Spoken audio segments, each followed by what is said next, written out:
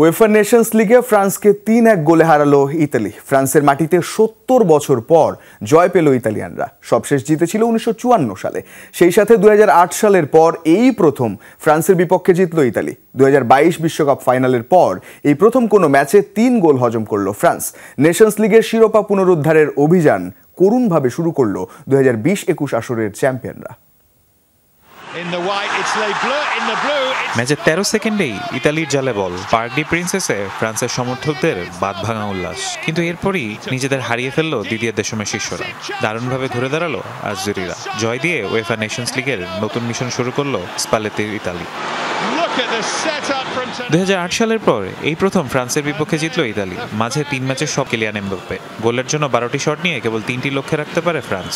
অপরদিকে ইতালির ১১ শটের ৬টিই ছিল অন টার্গেটে, যার ৩টিই হয় গোল। ইতালি ডিফেন্ডার ডি লরেন্জোর ভুলের সুযোগ কাজে লাগিয়ে প্রথম মিনিটেই ফ্রান্সকে এগিয়ে দেন বারকোলা।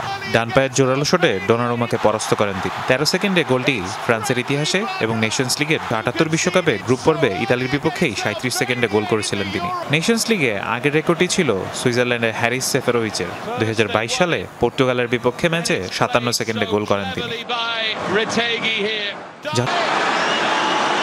৩০ মিনিটে ডিমার্কোর চমৎকার গোলে সমতায় ফেরে ইতালি। টোনালির ফ্লিকে বল পেয়ে সরাসরি দারুণ ভলিতে ঠিকানা খুঁজে নেন ইন্টার মিলানের ডিফেন্ডার।